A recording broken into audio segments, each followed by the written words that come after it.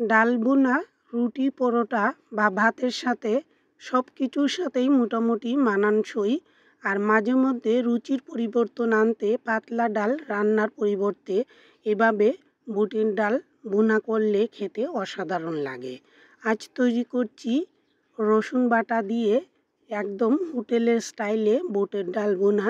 আর এই রেসিপিটি তৈরির জন্য এখানে মাঝারি বাটির 1 বাটি বুটের ডাল নিয়েছি। ভালো করে ধুয়ে ডালগুলো এমনভাবে সেদ্ধ করে নিয়েছি যাতে খুব বেশি গলে যায় না, একটু একটু শক্ত থাকে, সেরকম অবস্থায় বুটের ডালগুলো সেদ্ধ করে নিতে হবে।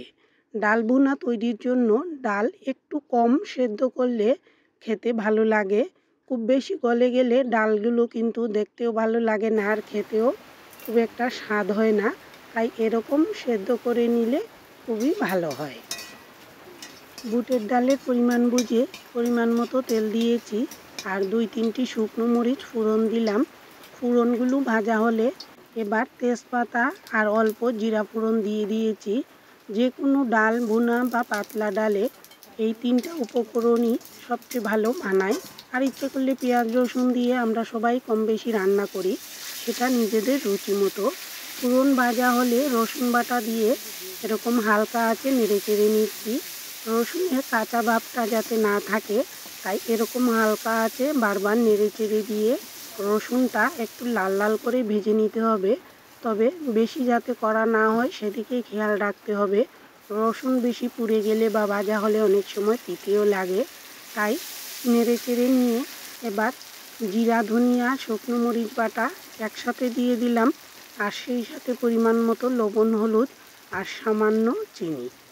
অল্প একটু চিনি দিলে ডাল ভুনা খেতে খুবই ভালো লাগে। তবে অনেকেই পছন্দ করেন না, একটু ঝাল ঝাল খেতেই সবাই বেশি পছন্দ করে, বিশেষ করে রুটি পরোটার ক্ষেত্রে। তাই অল্প করে চিনি দিয়েছি। এবার হালকা আঁচেই মশলাটা খুব সুন্দর করে নেড়ে চেড়ে দিতে হবে। আর মশলা কষাতে কষাতে কালারটা খুবই সুন্দর হবে। ডাল ভুনায় মশলা যত সুন্দর করে কষানো হয় তত ডালের কালারটাও দারুণ হয় আর খেতেও খুবই চমৎকার হয়।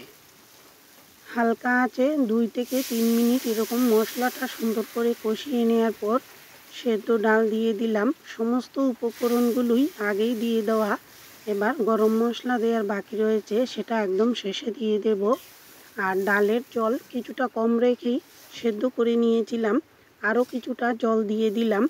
আর সামান্য সময়ের জন্য ঢেকেও রাখা যায়, তবে খুব একটা বেশি ঢাকবো না, কারণ এই বুটের ডাল ভুনার ক্ষেত্রে ডাল একটু শক্ত শক্ত থাকলেই আর আস্ত আস্ত থাকলেই দেখতে ভালো লাগবে আর খেতেও চমৎকার লাগবে।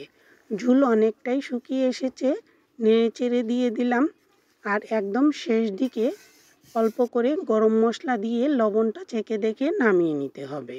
তৈরি হয়ে গেল দুর্দান্ত স্বাদের ঘরের তৈরি বুটের ডাল ভুনা। রুটি, পরোটা, ভাত সব কিছুর সাথেই এই ডাল খেতে খুবই ভালো লাগে। অনেকটা হোটেলের স্টাইলে, তবে হোটেলে অনেক বেশি তেল বা মশলা ব্যবহার করা হয়। ঘরে ঘরোয়া রান্নায় একটু কম তেলেই বা মশলায় তৈরি করলাম। কেমন লাগলো জানাতে ভুলবেন না। এতক্ষণ পাশে থাকার জন্য সবাইকে অসংখ্য ধন্যবাদ।